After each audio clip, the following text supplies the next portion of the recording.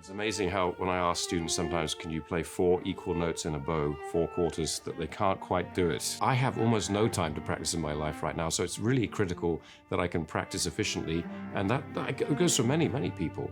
If you've done your scales, you'll be relaxed while you make music. I'm a big believer in scales for the health of your playing and to keep playing them throughout your life. Many of us do scales in different ways, and of course there are so many different approaches, different fingering systems. But for me, the most important thing about the scales is that they serve lots of different needs at the same time. So, of course, that means, for the left hand, it means suppleness, it means how do we shift, preparation, it means, of course, position, intonation, it means consistency of angle of the fingers, how do we practice with relaxation with what we're doing, and, of course, all of the scales, the different keys, and, of course, different speeds, and different kinds of styles of playing, if you like.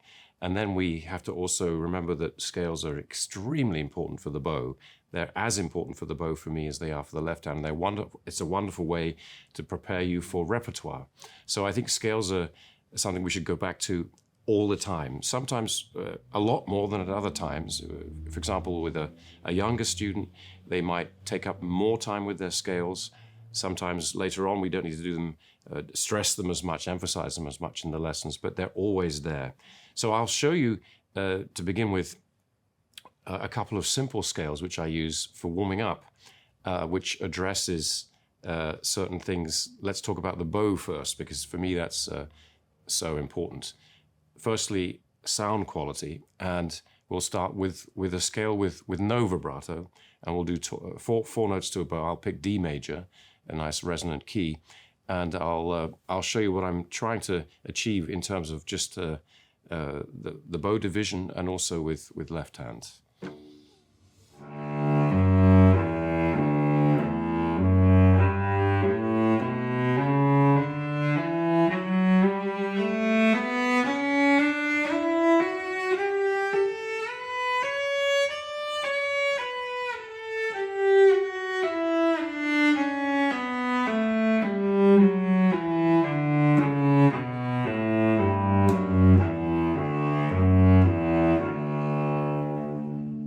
Notice I'm using the open string fingering.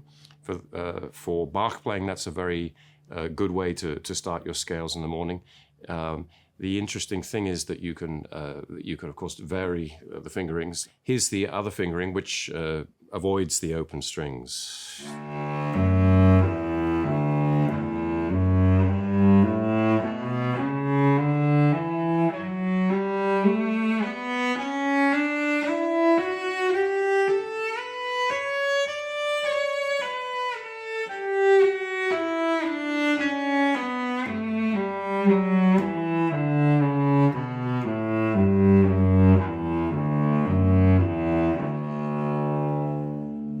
Now you'll notice that with both of those fingering choices, I'm trying to avoid using vibrato, because in the beginning, when we first play our scales in the morning, I think it's important that, firstly, with vibrato you can cover up intonation slips, but also to get the centered sound that we want. To make the cello ring without using vibrato is very important, to make a beautiful sonorous tone. I'll show you this one again.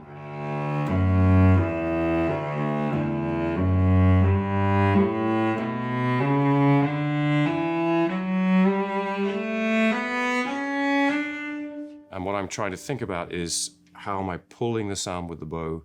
What's the sounding point? And my bow division.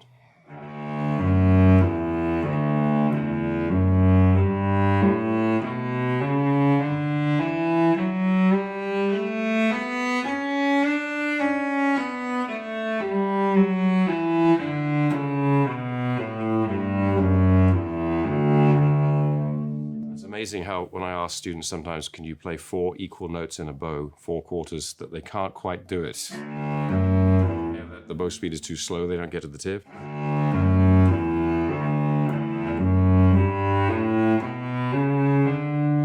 The other thing is, I mentioned not using vibrato because some people develop vibrato without really being able to control it. So if I say, could you play that phrase with no vibrato so that we can hear the sound without the expression of the left hand, they're literally unable to do it. I'll say, play without vibrato, and they'll go, and it's still there. So I think it's very important that we could start without the vibrato, because, again, for intonation, but also to practice, is the hand relaxed? Sometimes the vibrato might not be working properly. So this gives us a chance to start from square one and to make sure that everything is balanced and relaxed. Now, weight transference. I think it's important that of course, we know our positions, but I'm always thinking of releasing fingers, releasing fingers. And keeping the fingers close to the fingerboard. If you watch cellists that play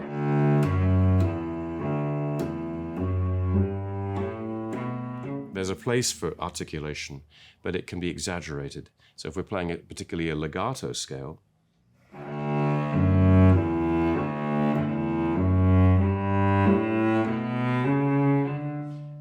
I'm trying to keep my hand sort of like a cat creeping around the fingerboard.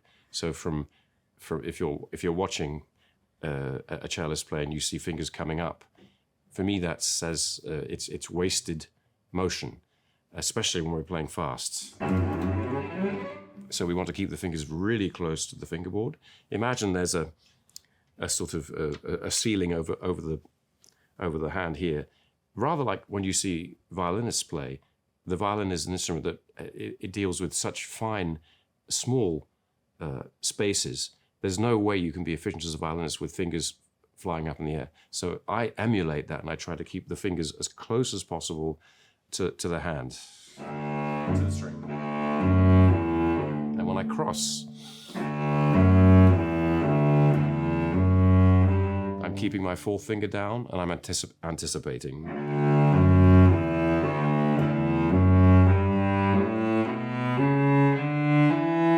And my bow is always ready for the new string, so my elbow is anticipating the G.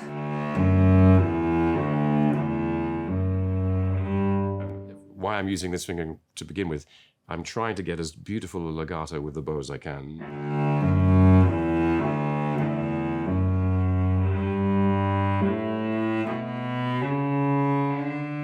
So as a double stop.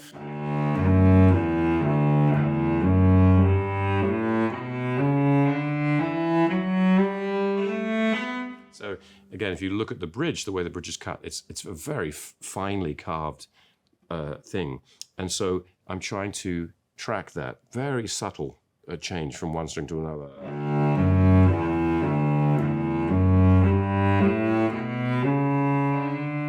So if you see too much movement here, that's, for me, a sign that there's a lack of organization, and there's energy is being wasted. Again, as efficient as possible. The other thing is I'm checking on the down bow that I'm pulling, which means there's going to be a curve to the fingers. So even before I approach the string, you have to have a sense of the platform from which you begin. And that's very important. The placement of the bow on the string, you can do this as an example.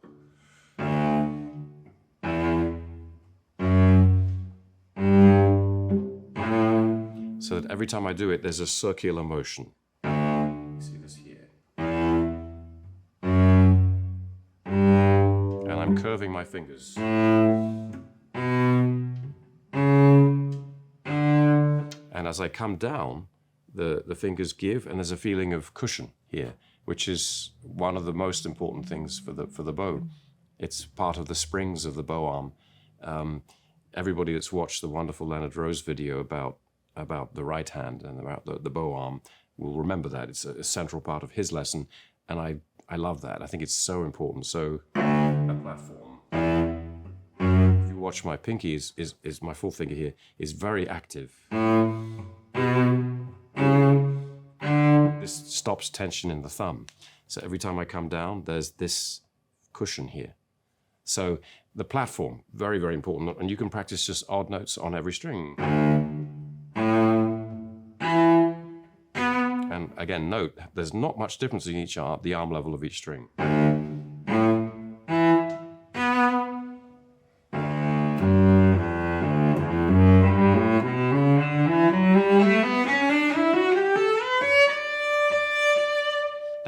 pulling and the pushing.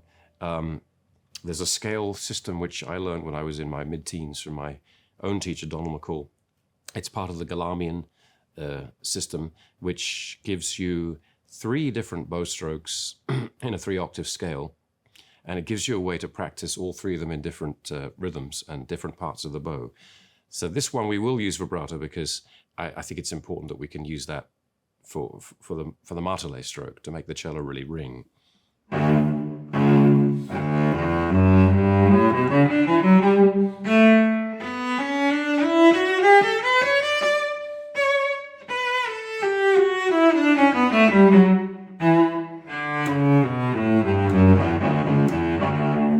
Now this scale should be practiced forte, and what you're trying to do is our martelé stroke, which is an accented stroke, and we use just the half bow. We start at the frog, again, platform, curve your fingers, and vibrate now, because we want to make sure the hands are working together. So you activate the string and make it ring, and I'm thinking, where's the sounding point? Fast bow, that means I'm nearer the fingerboard. Then we have 4 legato, and that gives you the 4 legato, perfectly divided 4 quarters. Then we have sextuplets at the tip. Half a bow, 4, 6 again. Half a bow, again.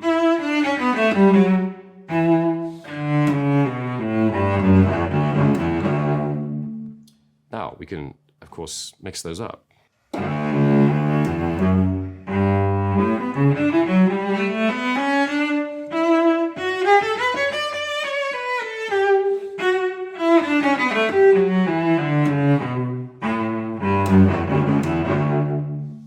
Practicing in all of those different combinations of rhythms will help your the hands to talk to each other and to make sure that you have wonderful coordination in all parts of the bow with the different patterns. It's very important. And then I skipped something, but we were talking about playing previously without vibrato, but then there is hugely important the idea of playing scales with controlled vibrato. So if I'm going to play this going across rather than in first position,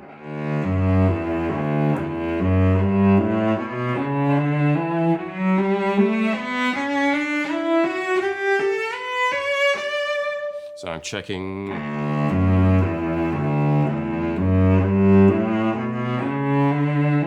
And what I'm trying to think about here is the release. And this can be a wonderful way to practice sound production and what I call the suppleness of the left hand. If you're able to remember to focus on what I'm thinking about is extend. And I activate the vibrato every time I drop a finger. And again, this is extremely loose. And I love the idea that the energy flow that comes from your back and goes all the way through into the finger is preserved. There should be no blockage anywhere here, wherever you are on the instrument. And that could be actually a challenge here because you're in first position, your arm is close. It's closed, actually. It's more easy to play when it's open. There's less tension here because we hang naturally like this. We're more loose.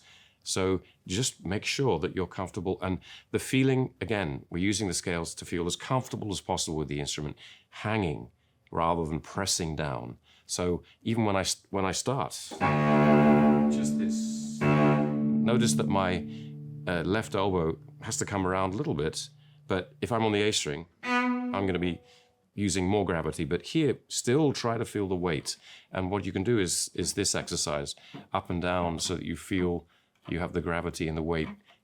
You're working with gravity and weight. So, you know, if your teacher tells you get your arm up to come around, don't exaggerate that. You can pivot like this. If I shift, I can pivot like this, but not so high that you feel like you can't get the weight. So with vibrato. And try to find a nice forte with a bow.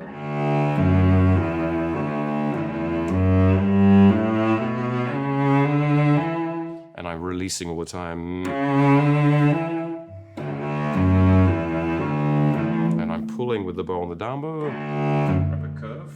Now I'm pushing.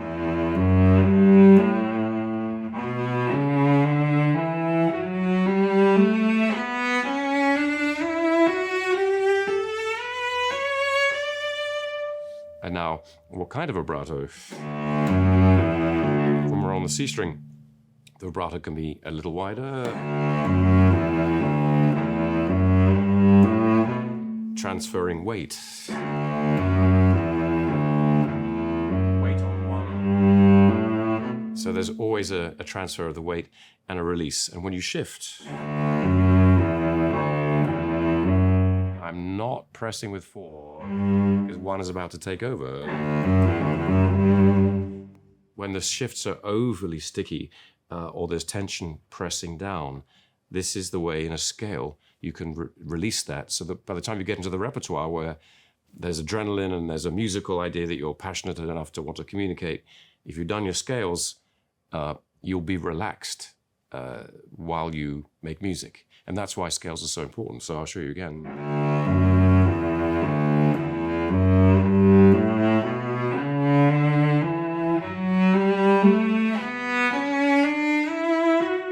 Now, notice I didn't do a very good job there. My first finger didn't have such a great sound, so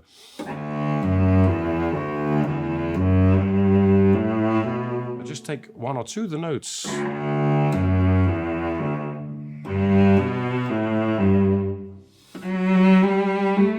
And let your ear tell you, am I creating a true legato? The other thing about the legato is people have lifelong problems with portato, and they don't realize. So look in the mirror, make yourself play in front of your iPhone or your iPad, your electrical device, but make sure that you really are playing legato. It's so easy to fall into a kind of almost legato, and we really need that for so many things that we do on the cello. And there's nothing worse if you're sitting in a string section or a cello section and you've got a colleague that can't produce that. I'm thinking of this. Or there are many other examples, but when you really need that. And again, I'm thinking of the pull happening here, not impulses here. So, and again, the string is supporting me. So the scales will not be tiring this way. See, I'm going to find the sounding point. Platform. Let's say I want to be even stronger.